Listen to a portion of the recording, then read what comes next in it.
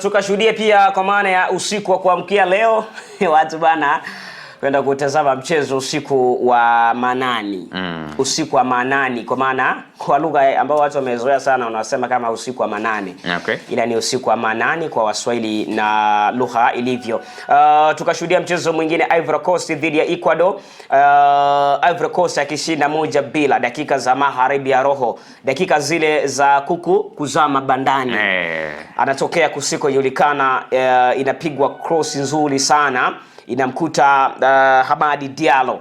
Hakutafakari, yani hakutaka kureceive mali. Ilivyokuja akapasia nyavu, anapata ushindi wa bao 1-0 na inakuwa timu ya kwanza ya Afrika kwa mwaka huu kwa finali hizi kwa maana ya kupata alama 3. Tulikitazama kiwango cha Ivory Coast kilikuwa cha namna gani dhidi ya Ecuador. Ilikuwa ni mechi ngumu sana, lakini kwa bahati nzuri sana Ivory Coast ama Cote d'Ivoire wanaondoka na alama 3 kwa mchezo wa jana chini ya MS5. Uliwatazama Ivory Coast? Kwanza unampongeza kocha alichokifanya wa Ivory Coast. Yes, kwa maana ya MS5. Yes. Nyota wa zamani wa Ivory Coast. Sabu ya maana ambayo alizifanya, Hamadi Diallo alifanya sabu ya Kosono ambaye aliingia dakika zile za kuku kuingia bandani ama kuzama bandani. Ndio. Pre-assist anaipiga kwa Singo, ambaye Singo alikuwa anatumika kama mlinzi wa pembeni. Lakini baada ya kuingia Kosono ambaye alikuwa jezi nambari 7, nafikiri anacheza Atalanta pale. Alitoa pasi ambayo ilimsaidia Singo kuvuka mstari wakati na kuoverlap, na assist ambayo alitoa nasema ni na ile pasi ile ni pasi ya viwango sana. Ukienda pale Ivory Coast, pasi elekezi, inawezekana wakawa na yusudu sana kwa usiku wa manani wa jana. Hakuwa na mambo mengi Hamadi Diallo, na ni moja ya kitu ambacho Hamadi Diallo kinamtofautisha na wachezaji wengine wa Ivory Coast. Yaani si mchezaji ambaye ana mambo mengi sana. Yaani mpira ulivyokuja akaupress hivyo hivyo. Yaani alichokifanya ni kumwangalia goalkeeper yuko upande gani wa timu ya taifa ya nafikiri ilikuwa ya Ecuador. Ndio. Pale uweze kumlamu goalkeeper, pale uweze kuwalaumu walinzi. Labda unaweza kuwalaumu walinzi kwa kidogo kwamba walishindwa kumark sana Hamadi Diallo. Na si kwa mara ya kwanza Hamadi Diallo anatokea bench anafunga. Mechi za AFCON amekuwa akifanya hivyo, mechi za kufuzu World Cup amekuwa akifanya hivyo. Mwalimu anamwanzisha nje, anamfanya kama super sub. Kwa hiyo jana goli lake lilikuwa bora sana na goli la viwango, lakini huwezi kusahau kuwasifia pia Ecuador. Lakini walicheza vizuri kama ulivyosema. Tumaliza na ile ya kwamba watu wanasema bwana mdogo wa Arsenal Nkampie jana alikuwa na kazi sana dhidi ya Yani Diomande, na huko mitandaoni nimepitia amezungumzwa mengi sana. Unaweza kusema Nkampie sio wa kumlaumu. Yani Diomande ni wa moto sana. Ndio maana PSG wanatajwa, Liverpool wanatajwa. Wanahitaji saini ya Yani Diomande. Na nikwambia ya kwamba Yani Diomande alikuwa man of the match wa mchezo huo.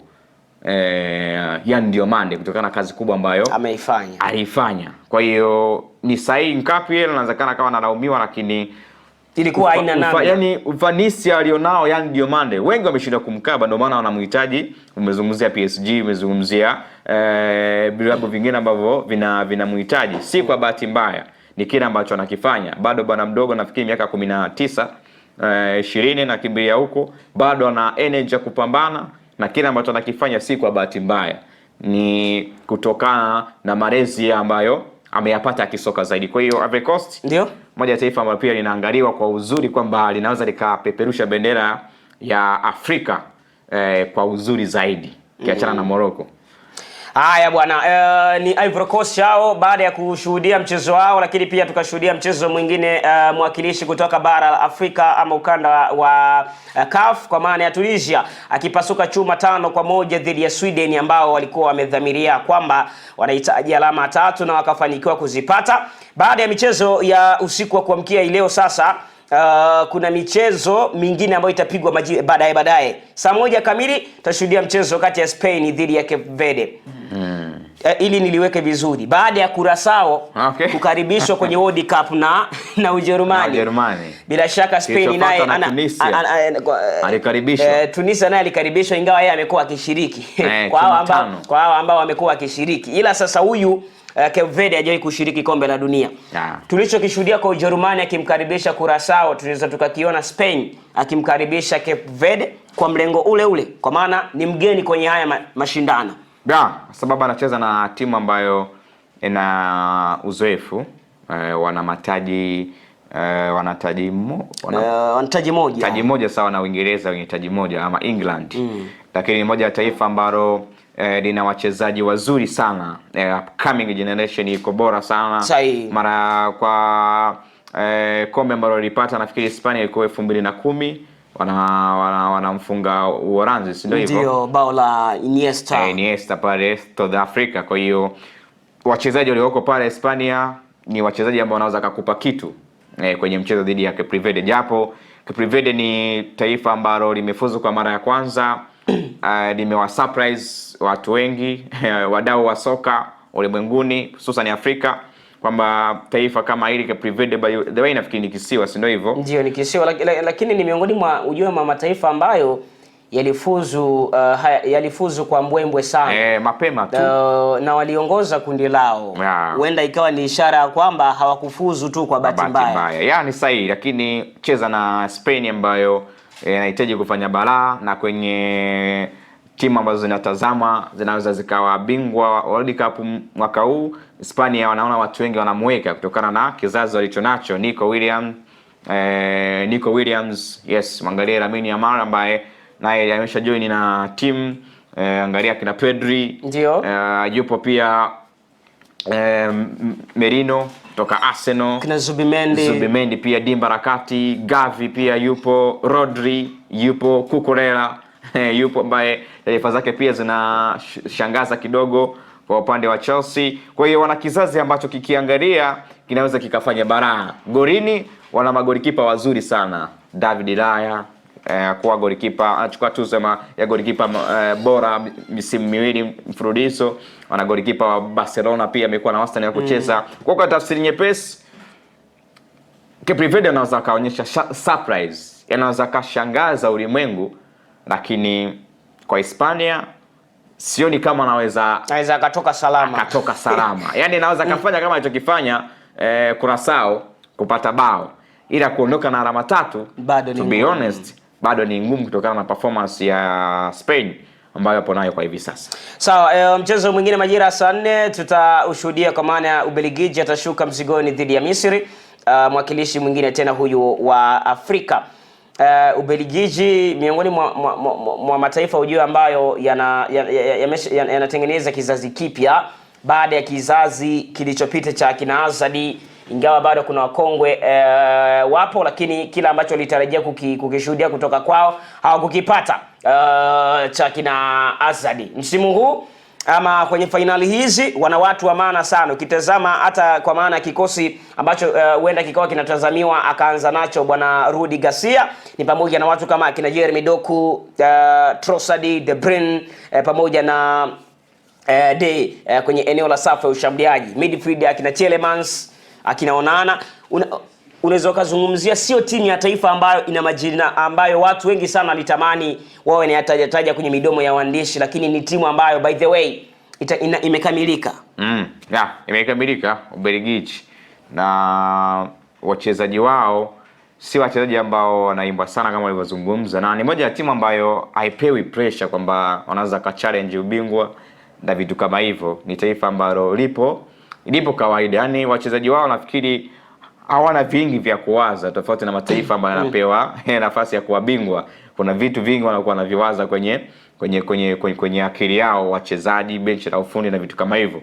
Lakini Ubelgiji wana kizazi ambacho kinakuja. Doku nafikiri ndo msingi wa Ubelgiji, wanamwangalia kama starman, lakini pia Trossard pia wanamwangalia kama starman. Kevin De Bruyne atakuwa anaongoza jahazi. Nafikiri Romelu Lukaku sina taarifa kama aliitwa, lakini kama aliitwa inawezekana kama super sub. Yupo, lakini umri kidogo, ndio maana tukamshuhudia yeye yuko kwenye bao ndefu, yuko kwenye bench. Lakini angalia pia Tielemans kwenye performance bora sana akiwa na Aston Villa. Unavozungumza viungo wa kazi pale EPL, Tielemans unamweka akiwa anapacha na bwana mdogo anaitwa Morgan Rogers. Kwa hiyo Tielemans naye amekuwa ni upcoming nzuri sana, bado na energy ya kupambana na michezo ya kirafiki. Amekuwa pia akipata nafasi ya kufunga, anafunga. By the way, ni kiungo ambaye ni anaweza akakuofa vitu vingi sana kwenye kukaba, kwa sababu bado ni damchanga. Bado ana uwezo wa kurudi nyuma kufanya recovery kama timu imezidiwa kiaina. Ni mzuri timu kama inataka kwenda mbele zaidi, ni mzuri pia. Kwa hiyo ukiwa na Doc eneo la pembeni, Trossard eneo la pembeni, katikati na Kevin De Bruyne ama De Bruyne, afu una na Tielemans mbele zaidi, unaweza kutafuta wa kwanza naye ni nani. Kwa hiyo binafsi ni bonge la mechi. Misri anatupa karata yao nyingine. Wanaweza wakaonyesha challenge, lakini kile ambacho walikutana nacho kupitia FIFA, sababu walipewa onyo by the way, kwa sababu ile jezi yao ya kwanza waliweka zile nyota 7 za kumaanisha kwamba wao ni mabingwa AFCON mara 7. Sasa FIFA akawaambia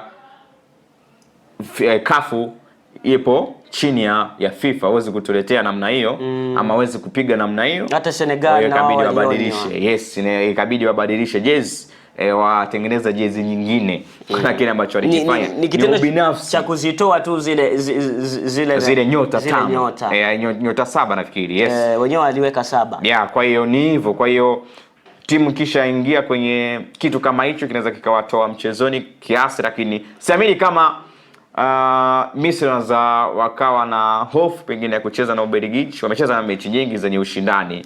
Kuna wachezaji wakubwa kina Mohamed Salah, kuna pia Marmoush yuko pale, wana wachezaji ambao wanaweza kufanya baraa. Kwa hiyo ni kusubiri na kuona, lakini moja kati ya mechi ambazo zitakuwa za kuvutia basi ni hii leo, Ubelgiji na Misri. Yeah, majira saa 4 usiku watacheza mchezo huo.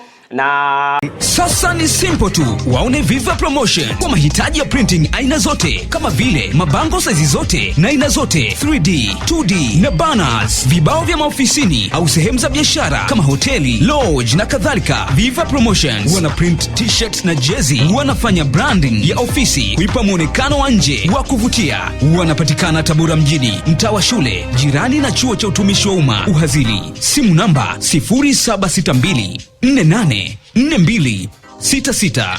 Instagram @viva_promotion.